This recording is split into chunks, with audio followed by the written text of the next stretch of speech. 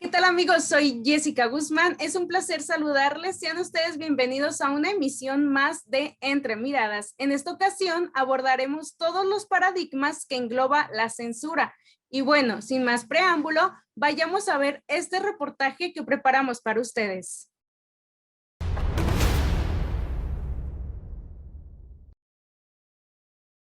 La libertad de expresión es un derecho universal que confiere la posibilidad de expresar o manifestar ideas o puntos de vista libremente. Pero, ¿en realidad existe la libertad de expresión?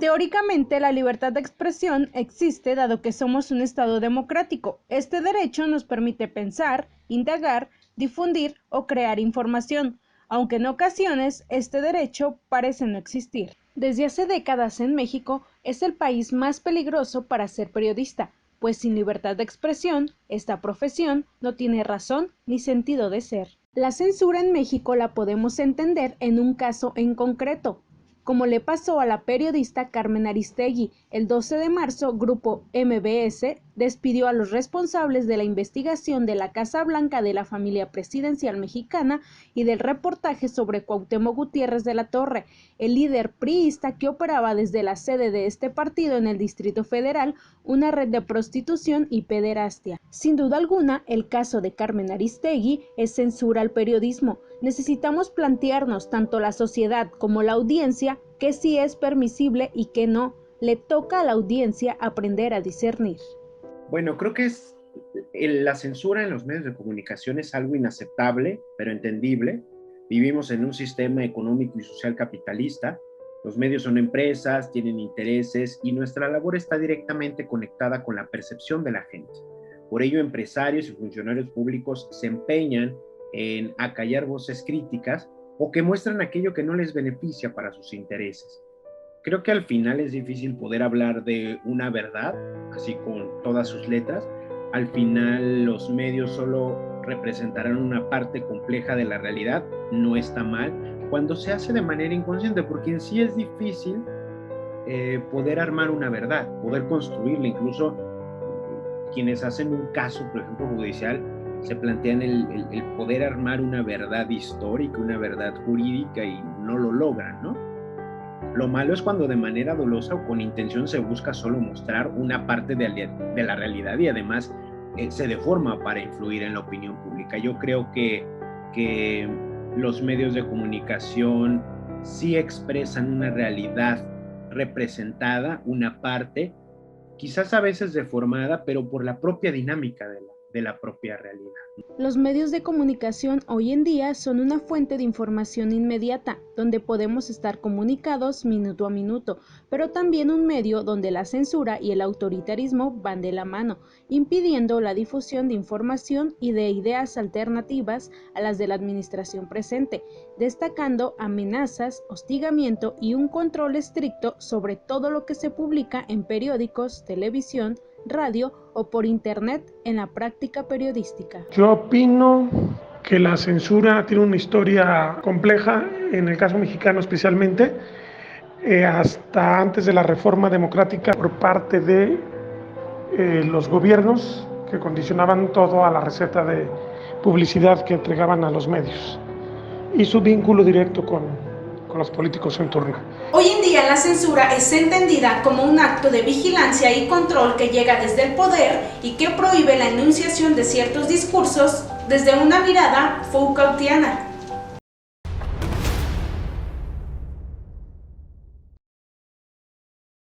Y bueno, para hablar un poco más de este tema, es un gusto para mí presentar a Darwin Franco, periodista independiente, profesor y fiel creyente de que el periodismo es una potente herramienta de paz y esperanza. Actualmente, director de Zona Docs, un proyecto de periodismo documental y de investigación donde de manera regular su contenido e investigación periodística toman un enfoque en derechos humanos. Tal es el caso de nuestro tema principal, la censura en los medios de comunicación. Bienvenido, Darwin. Hola, ¿qué tal, Jessica? Muchas gracias por la invitación y un saludo a todo tu auditorio. Bueno, y para comenzar, platícame, ¿qué es para ti la censura estando desde esta postura de periodista? Bueno, cuando hablamos de censura, hablamos de cuando existe alguna presión para que algún tipo de trabajo periodístico no sea publicado. Pero también existe censura cuando antes de que los textos se publiquen, hay varios temas que se señalan que no se pueden cubrir.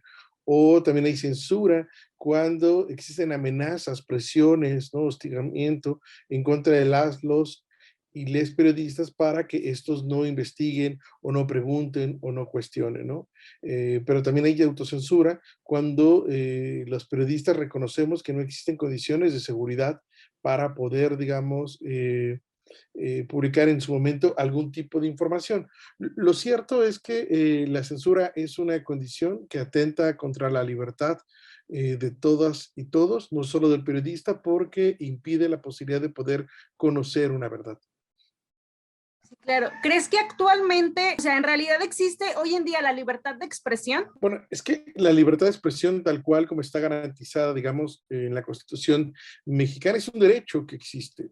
Lo que pasa es que hay condiciones que permiten que haya más o menos libertad de expresión, pero libertad de expresión la tenemos ahorita, tú y yo que estamos hablando, ¿no? A través de estos micrófonos, la tenemos cuando podemos publicar en nuestras redes sociales tal o cual opinión, en lo que a diario comunican, digamos, los medios de comunicación. El asunto, digamos, con el tema de la libertad de expresión es que no siempre se puede generar esta con plenas garantías de seguridad para quienes la ejercemos, ¿no? En un escenario, por ejemplo, donde desde una rueda de prensa matutina dada por el presidente hay un cuestionamiento constante hacia los medios de comunicación que no tienen la misma perspectiva de él o que cuestionan su mandato, ahí, digamos, hay formas de coartar esa libertad de expresión, ¿no? Por una polarización de carácter político, por una presión de carácter económico. Es decir, la libertad de expresión existe en tanto es un derecho que es garantizado para todas y todos y todos en la Constitución. Sin embargo, hay condiciones que permiten o que permean, mejor dicho, para que este derecho no lo podamos disfrutar como tendría que ser disfrutable. ¿Tú crees que el predominio de las redes sociales actualmente destruirán el final de la mediación y el poder de la censura convencional? Es que eso es bien complicado porque eso sería un poco ingenuo pensarlo así, porque las redes sociales todas tienen dueño, ¿no? En tanto que entonces son espacios privados y esos espacios privados, digamos, también tienen intereses político-ideológicos, ¿no? Morales, religiosos, y eso determina, digamos, desde el establecimiento de un algoritmo que puede determinar qué podemos ver y qué no podemos ver, a qué se le puede dar mayor visibilidad y a qué se le puede dar menos visibilidad.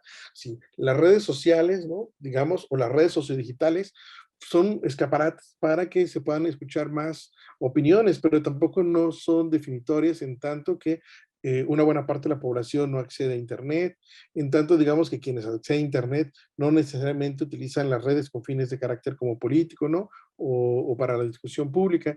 Entonces, yo lo que creo es que las redes son un escaparate, una posibilidad, una extensión, digamos, del ágora pública, ¿no? De un espacio público mediático, pero en sí mismas estas no pueden ser o tomarse como un sinónimo, ¿no? O como un parámetro para medir si hay mayor o menor libertad de expresión, porque finalmente lo que vivimos son tiempos muy polarizados donde las redes no necesariamente están garantizando la libertad de expresión de las personas, sino hay cada vez una cacería más constante, ¿no? Un acecho, los simpatizantes o los bots que son comprados por ciertas posturas políticas actúan atacando, ¿no? Entonces prevalece un discurso de odio muchas de las veces y también un diálogo de sordos, ¿no? Donde pareciera que estamos debatiendo, pero en realidad nadie está escuchando nada, ¿no? Entonces yo creo que las redes funcionan o pueden servir como un escaparate para la libertad de expresión, pero no pueden ser un parámetro para medir si hay o no. Yo creo que eso, un parámetro para poder medir si tenemos o no libertad de expresión, tiene que ver con, por ejemplo, cómo se utilizan los recursos públicos para controlar a los medios de comunicación, o lamentablemente también se puede ver en el número de periodistas asesinados y desaparecidos en el país. 135 periodistas que han perdido la vida en el ejercicio de su deber y por lo menos 24 más que seguimos buscando. Sí, claro. Actualmente en las cifras que nos dan el gobierno, ellos mencionan que toda esta cacería, como tú lo mencionas, hacia los periodistas ha bajado, o sea, que ellos en realidad nunca han querido tapar, por ejemplo, el actual presidente de la República dice que ellos, o sea, él no a la censura, o sea, su lema es literal, no a la censura, y pues en realidad hemos visto claramente que cómo inicia él mismo una cacería hacia los periodistas. Tal es el caso de Carlos Loret de Mola, que ha presentado distintos reportajes acerca de pues sí, de todas las personas que trabajan alrededor de él. Yo ahí tendría mis asegúnes, no por defender al presidente, sino porque es bien cuestionable el trabajo que hace Carlos Loret de Mola. Ha sido muy cuestionable. Desde luego que esto tampoco permitiría que se le pudiera, digamos, señalar, como se ha señalado en las ruedas de prensa de López Obrador, ¿no? Hay que recordar, ¿no? Carlos Loret de Mola participó en un montaje, literalmente, utilizó el periodismo para engañar a las audiencias, y eso es una falta de ética terrible, y eso le tendría que permitir que en ningún país del mundo pudiera ejercer el periodismo, ¿no? Porque cometió una falta grave que no se solventa diciendo, yo no sabía, o me equivoqué. En realidad es bien difícil no saber algo cuando en televisión lo que se produce se hace minuto a minuto, ¿no? Entonces, yo lo que creo que lo que ha ocurrido, tanto con él o con Víctor Trujillo en su papel de Broso, es que han utilizado la escenario de polarización para hacer un periodismo que a veces tampoco tiene mucho sustento. Si uno revisa estos reportajes que luego desmenuza el propio López Obrador, ¿no? Y ya cuando uno los ve solamente en una lupa periodística, pues son textos periodísticos o artículos periodísticos que carecen de los criterios básicos del periodismo. No son rigurosos, no contratan las fuentes y se utilizan de una serie de adjetivos que solo tienen el fin de golpear, ¿no? No de informar. Por eso creo que es difícil, ¿no? Ponerlo sobre un parámetro, ¿no? Claro que después los propios periodistas generan estos textos para revictimizarse y entonces colocarse como paladines de la libertad de expresión, cuando ambos se sabe, ¿no? Y aquí ocurrió en Jalisco, pues hacen entrevistas a modos a los gobernadores, ¿no? Entrevistas que incluso son pagadas por los recursos públicos, y uno lo puede preguntar y lo puede ver y puede saber cuánto le costó la entrevista al gobierno de Jalisco con Loret de Mola en el Hospicio Cabañas, o cuánto le costó la entrevista a Alfaro con Broso en su programa, ¿no? Y cuando uno escucha las entrevistas, eso tampoco es un ejercicio periodístico porque no se le cuestiona, ¿no? Al propio gobernador. Lo que sí creo, para contestar, no en ese caso, pero sí en general la pregunta, es que en nada beneficia, digamos, una polarización donde el presidente hace una división entre medios fifís, ¿no? Y medios que apoyan su proyecto, porque en primer lugar, el periodismo no está para lavar los actos de gobierno, está para cuestionarlos, porque el periodismo no forma parte del poder, forma parte de la ciudadanía. El asunto es que la mayor parte del periodismo se siente solo desde la cúpula de poder, y desde ahí ha construido, digamos, una visión sesgada de la realidad. Sí, claro. ¿Cómo crees tú que actualmente pudiéramos utilizar la libertad de expresión para mejorar el desarrollo democrático del país?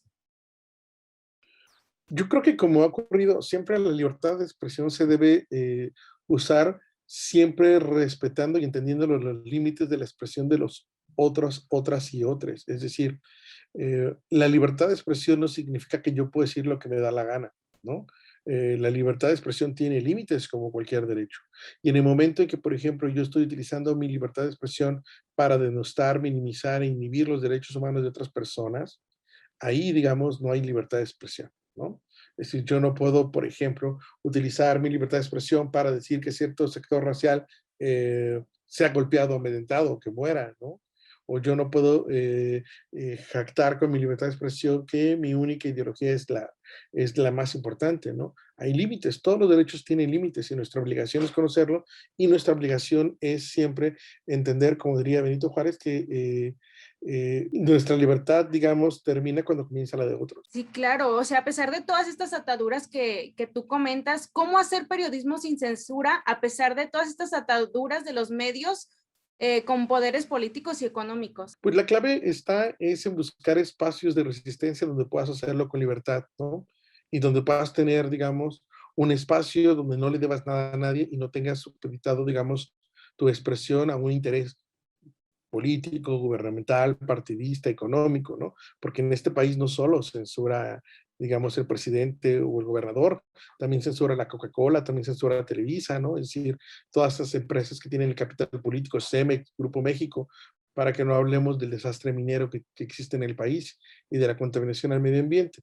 Entonces, ¿cómo se puede? Pues en realidad se puede hacer buscando siempre espacios, ¿no? Donde permitan ejercer un periodismo libre, pero donde podamos hacer un periodismo libre que cumpla con todos los criterios y rigurosidad, ¿no? Es decir, el periodismo, uno de sus principales valores es la verdad. Entonces, si bien uno no puede llegar a la verdad última, sí puede llegar a la verdad en el sentido de que genera las condiciones y esto permite, se puede ver en el trabajo, para que las personas sepan cómo conseguimos la información, quién nos la dio, cómo la contrastamos, ¿no? Y que pueda tener pues toda la certeza de que puede verificar cada una de las cosas que dijimos. Sí, claro. ¿Te parece si vamos a un corte comercial y regresamos?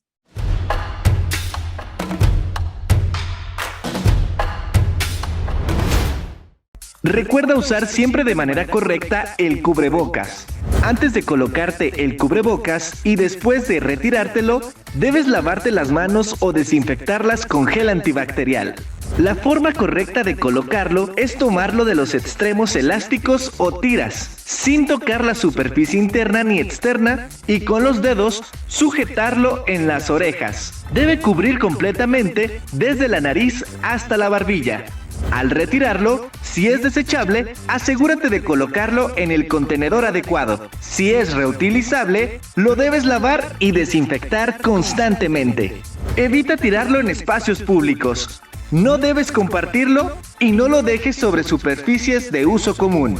Evita traerlo en el cuello, en la frente o en las manos. Y si ya está roto, desgastado o tuviste contacto con algún enfermo, debes cambiarlo inmediatamente. Tu salud y bienestar es lo más importante. UNEDEL trabaja para ti.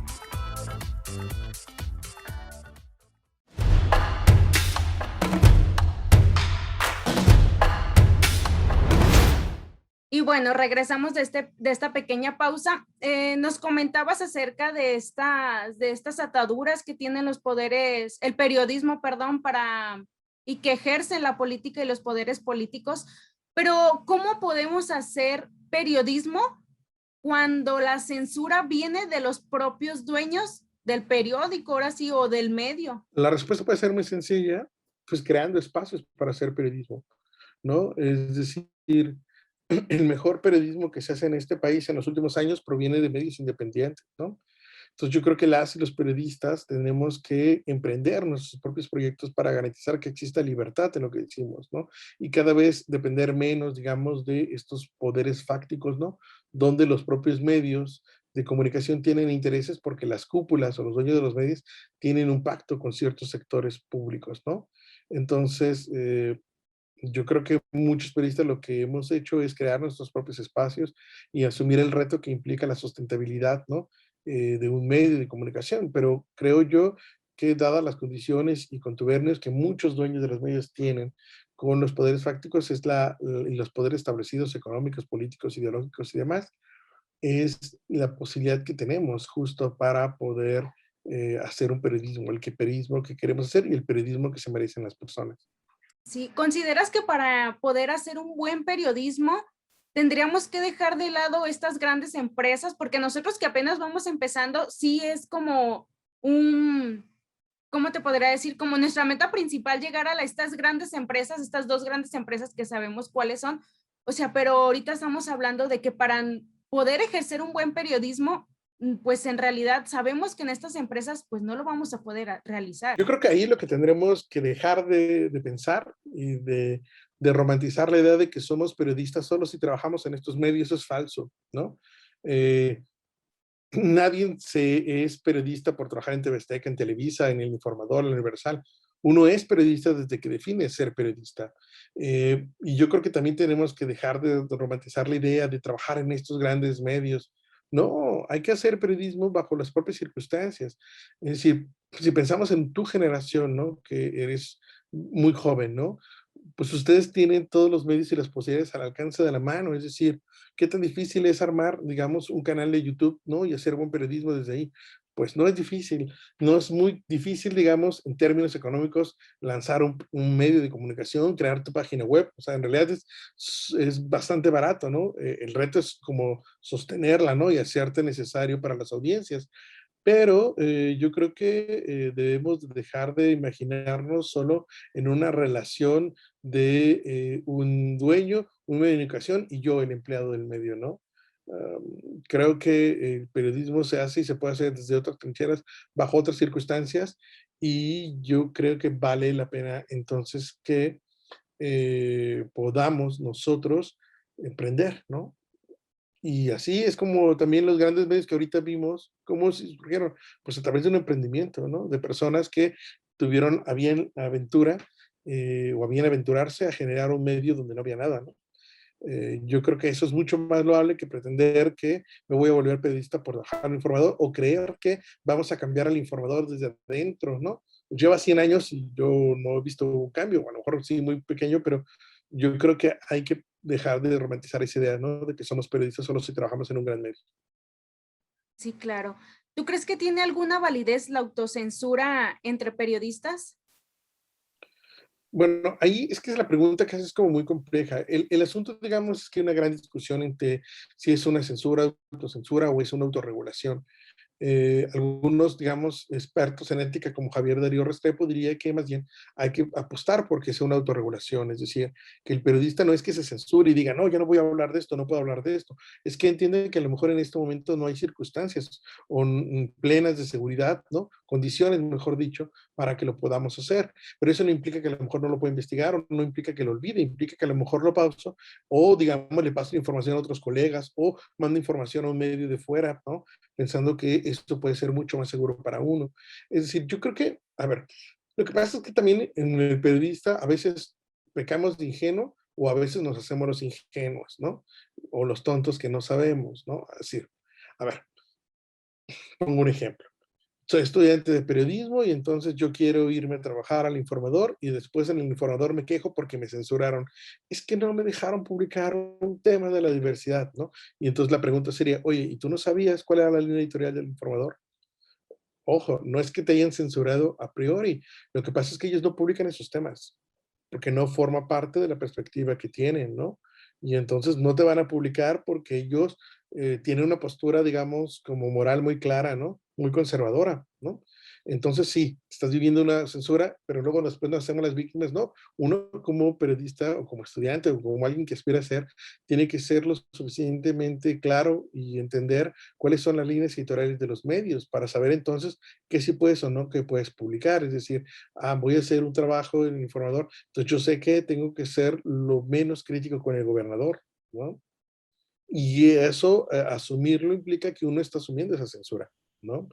Eh, y eso es terrible porque entonces eso hace que no se haga el periodismo como lo tendríamos que hacer, ¿no?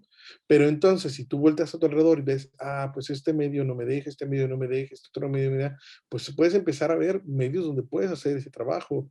Y hay muchos medios, ¿no? Donde pueden hacer un trabajo distinto.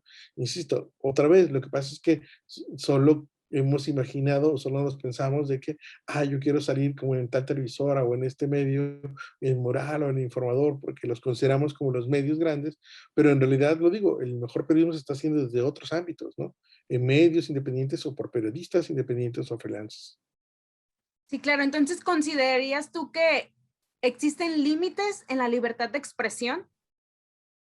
Como lo dije, digamos, en el anterior bloque, pues los límites siempre están supeditados a la libertad de las personas, ¿no? Entonces, esos son nuestros límites, ¿no? Tanto para el periodista como para el ciudadano, la ciudadana o la ciudadana, los límites son donde empiezan los respetos, los derechos humanos de los demás. Sí, claro. ¿Crees que los medios de comunicación tienen demasiado poder hoy en día? Es que yo creo que tienen un poder, no diría que es un poder como único, ¿no? O unívoco. Am, yo creo que los medios tienen mucha influencia. Eh, a veces también hemos como generado esta idea de que los medios son el quinto poder y son todos poderosos. Sí, claro, tienen una gran influencia porque son capaces de visibilizar o invisibilizar temas para colocarlos en los escaparates de la opinión pública. Pero también es cierto es que la sociedad ha evolucionado y también la sociedad ha ido cuestionando de manera más concisa a los medios, ¿no? De tal manera que lo que hace unos años los medios no contaban, que era como un montón de personas críticas respecto a su trabajo, ahora sí existe, ¿no? Y entonces sigo creyendo que son poderosos, ¿no? Pero más bien yo sigo creyendo que ese poder lo han generado a partir de que han decidido, digamos, ofrecer su servicio público a otros poderes, ¿no? Porque finalmente un medio de comunicación cualquiera trabaja, por ejemplo, radio y televisión, con un permiso que le otorga el Estado para explotar un bien público, que es el espectro radioeléctrico donde corren las señales, ¿no?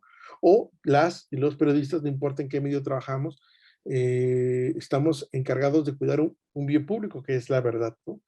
Eh, Eso es lo que ha pasado, que más bien los medios se han vuelto poderosos porque han distorsionado su labor. Sí, claro. Entonces, ¿qué opinas tú acerca de la información hoy en día que nos llegue de manera inmediata con todos estos medios, con esas plataformas? Pues eso en realidad es bueno, porque tenemos la posibilidad de podernos informar de manera más inmediata de lo que está ocurriendo.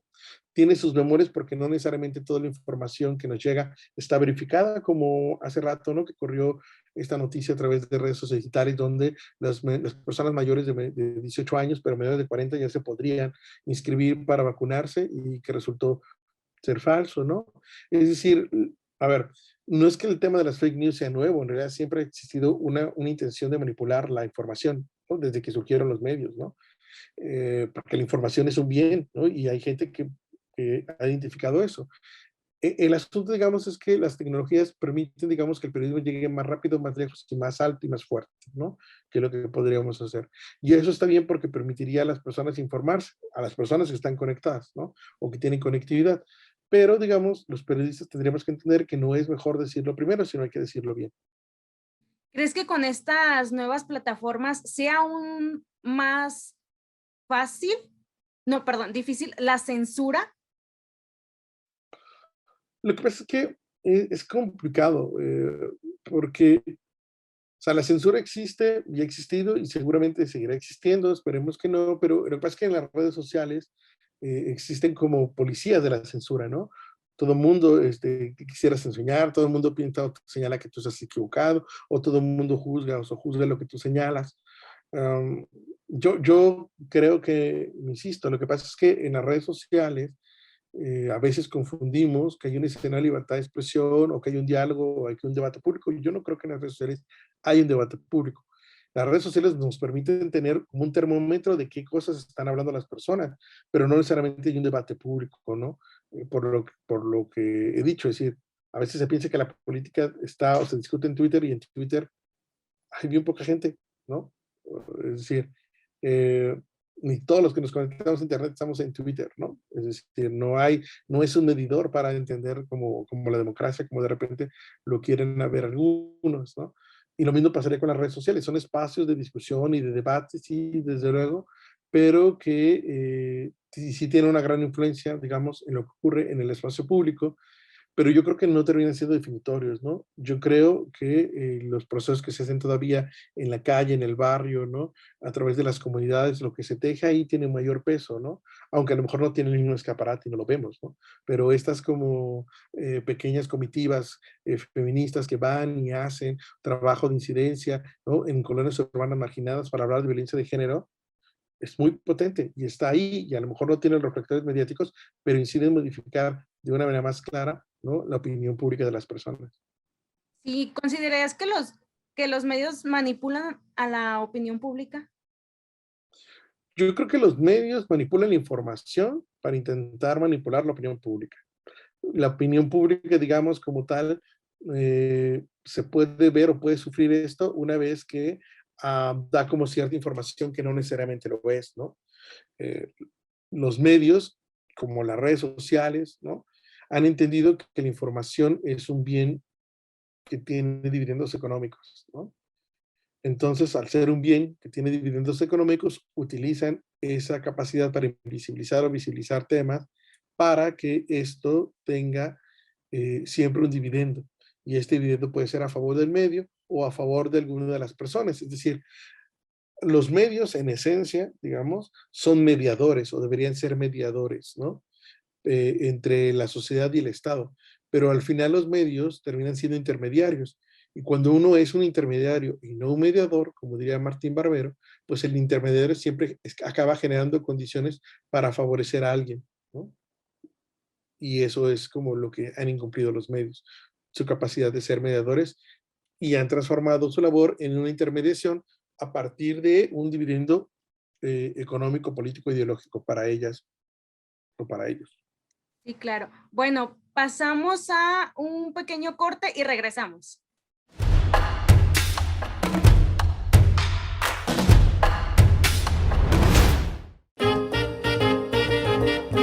¿Cómo lavarse las manos? Moja tus manos en agua templada. Usa suficiente jabón para cubrir las manos. Mezcla el jabón formando círculos. Frota los dedos de las manos entre sí con los dedos entrelazados. Engancha una mano con la otra frotando los dedos. No olvides el pulgar. Agárralo con la mano contraria y frota. Frota las puntas de los dedos contra la palma de la mano. Enjuágate las manos con agua hasta retirar todo el jabón. Sécate con una toallita limpia. Frota las palmas una contra otra. No olvides el dorso de las manos y los dedos. Frota también el dedo gordo. Deja secar al aire. Lavarte las manos reduce el riesgo de contagios de catarros, gripes, diarreas y otras enfermedades. Ah, y el lavado debe durar de 10 a 20 segundos. Puedes hacerlo mientras cantas el coro del himno institucional o también puedes cantar el coro como la flor.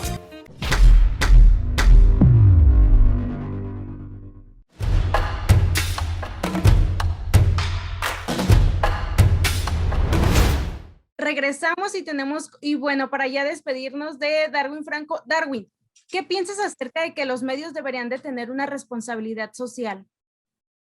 Bueno, es que los medios en esencia deben ser responsables socialmente hablando, ¿no? Ah, hay un dicho, ¿no? Que donde, por ejemplo, la ética, ¿no? La ética periodística, la deontología periodística es indisociable a la labor que hacemos como los periodistas. Es decir, no podemos no ser éticos, ¿no? Porque trabajamos con un bien público que es la verdad, y la verdad es importante para que las personas tomen mejores decisiones y puedan acceder a un marco de vida mucho más digno, ¿no?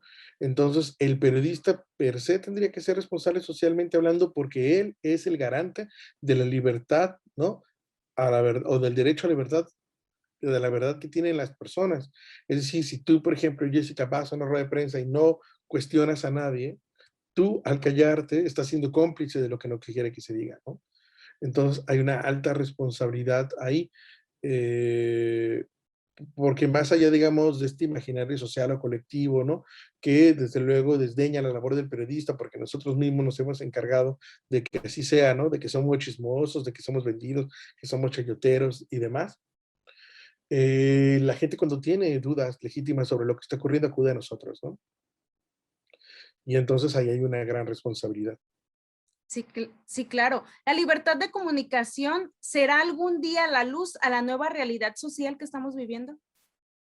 Es que yo creo que en realidad ya lo es. O sea, ahorita hablando de la comunicación, ¿no? Hace rato hablamos del derecho a la libertad de expresión, del derecho a la verdad, yo señalaba, o el derecho a la comunicación, que incluye no solo la posibilidad, digamos, de recibir información, sino de emitirla, ¿no? En esa como doble capacidad comunicacional que se tiene. Hace muchos años, por ahí de los años 80, ¿no? En el informe McBride, cuando se hablaba de otro mundo era posible, se hablaba de la importancia que tenía la democratización de los medios de comunicación para brindar la posibilidad de que otras voces puedan ser escuchadas, ¿no?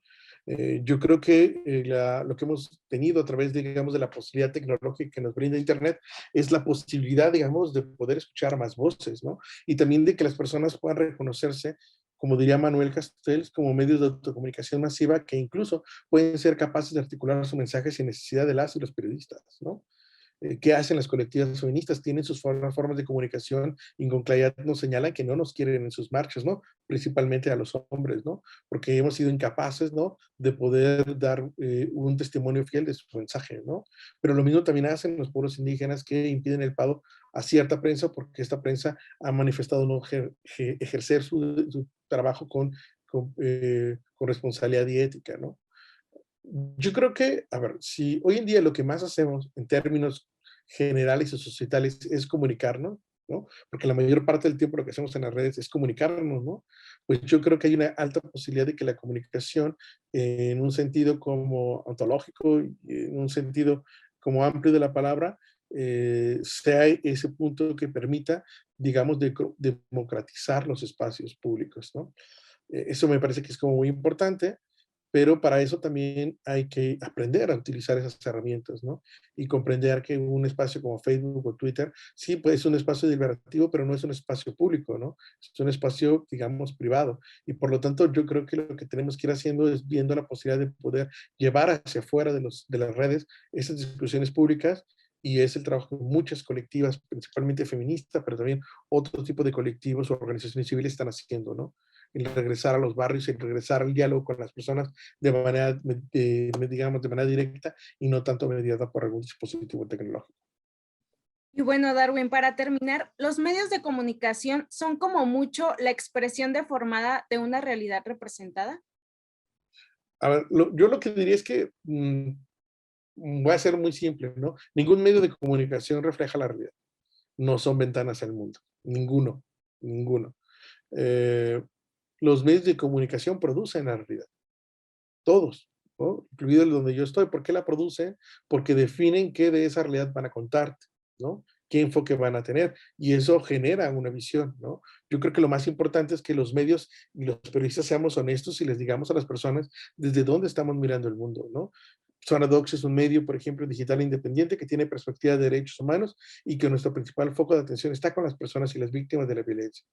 Eso lo decimos. Entonces, en nuestro trabajo no van a escuchar acá el discurso victorioso de Alfaro, van a escuchar un cuestionamiento y le vamos a dar más peso a las voces de las personas, ¿no? No a la voz del político. Pero esa es nuestra manera de ver y hacer el periodismo y, digamos, eso implica que nosotros veamos la realidad desde una perspectiva, ¿no? No la estamos reflejando tampoco fielmente, ¿no?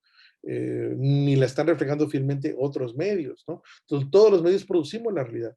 Todos los medios sobre esa realidad generamos enmarcamientos y esos enmarcamientos tienen que ver con nuestras propias, digamos, perspectivas político-ideológicas, ¿no? Eh, y en eso debemos ser claros. El asunto es que, o el problema es que los medios no son claros y entonces nos mienten, ¿no?